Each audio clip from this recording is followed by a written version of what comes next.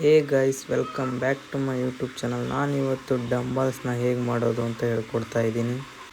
First 2 ಕೋಲಿಗೆ ಬಳೆನ ಆ ಕಡೆ ಈ ಕಡೆ ಚುಚ್ಚಿ ಗ್ರಿಪ್ ಸಿಗೋ ಕಡೆ ಮಾಡ್ಕೋಬೇಕು.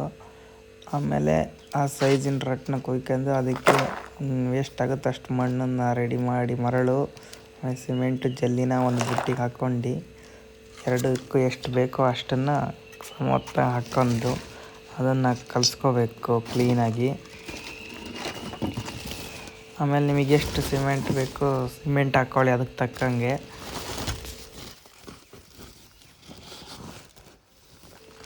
ಸಿಮೆಂಟು ಭಾಳನೂ ಆಗಂಗಿಲ್ಲ ಮತ್ತು ಕಮ್ಮಿನೂ ಆಗಂಗಿಲ್ಲ. ಅದಕ್ಕೆ ಎಷ್ಟು ಮರಳು ಹಾಕಿರ್ತೀರೋ ಅದು ಅರ್ಧದಷ್ಟು ಸಿಮೆಂಟ್ ಹಾಕ್ಕೋಬೇಕು.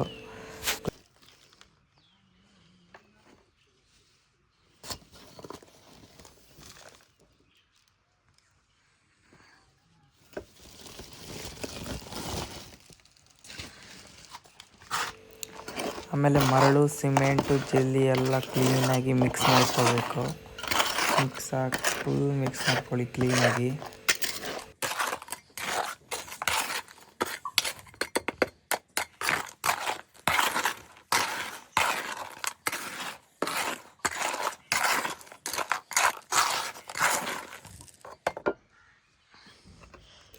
ಆಮೇಲೆ ಸ್ವಲ್ಪ ಎಷ್ಟು ಬೇಕೋ ಅದಕ್ಕೆ ನೀರು ಹಾಕ್ಕೊಂಡು, ಅಗ್ದಿ ಗಟ್ಟಿನೂ ಹಾಕೋಂಗಿಲ್ಲ, ತೆಳ್ಳಗೆ ಹಾಕೋಂಗಿಲ್ಲ, ಮೀಡಿಯಮಾಗಿ ಹಾಕ್ಕೊಳ್ಳಿ.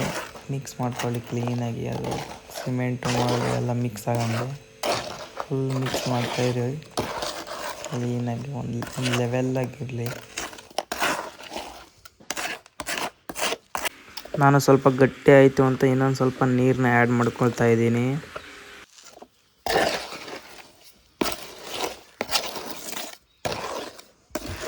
ಚೆನ್ನಾಗಿ ಮಿಕ್ಸ್ ಮಾಡ್ಕೋಬೇಕು. ಮರಳು ಸಿಮೆಂಟು ಜಲ್ಲಿ ಎಲ್ಲ ಕ್ಲೀನಾಗಿ ಮಿಕ್ಸ್ ಆಗಿರಬೇಕು. ಹಂಗಾದ್ರೆ ಅಷ್ಟೇ ಗಟ್ಟಿಯಾಗುತ್ತಿಲ್ಲ ಅಂದರೆ ಸ್ವಲ್ಪ ಕ್ರ್ಯಾಕ್ ಬರೋ ಚಾನ್ಸ್ ಇರುತ್ತೆ.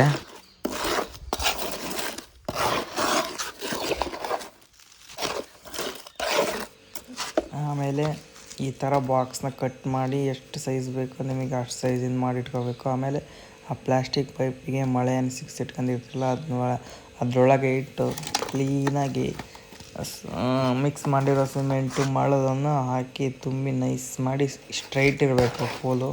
ಅದನ್ನ ಹಂಗೆ ಇಟ್ಕೊಂಡು ಮಾಡಿ.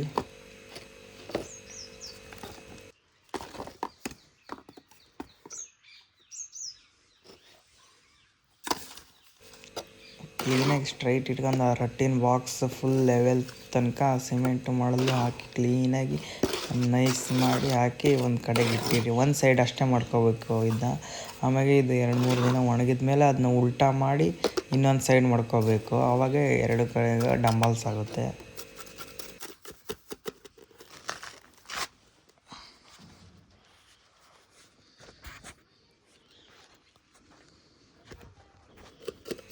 ಆಮೇಲೆ ಕ್ಲೀನಾಗಿ ಕರ್ಣೆಯಲ್ಲಿ ಅದನ್ನೆಲ್ಲ ಸೈಡೆಲ್ಲ ಒಳಗೆ ಮಿಕ್ಸ್ ಮಾಡ್ಕೋಬೇಕು. ಒಂದು ಕಡೆ ಕುಂತಿರಲ್ಲ, ಕ್ರ್ಯಾಕ್ ಬರೋ ಸಾಧ್ಯತೆ ಇರುತ್ತೆ. ಅದನ್ನು ಕ್ಲೀನಾಗಿ ಹಿಂಗೆ ಮಿಕ್ಸ್ ಮಾಡಿ, ಇಲ್ಲ ಸಣ್ಣ ಮಳೆ ಇದ್ದರೆ ಅದು ತಗೊಂಡಾದರೂ ಹಿಂಗೆ ಅದರೊಳಗೆ ಚುಚ್ಚಿ ಎಲ್ಲ ಪ್ಯಾಕ್ ಆಗಬೇಕು ಫುಲ್ಲು.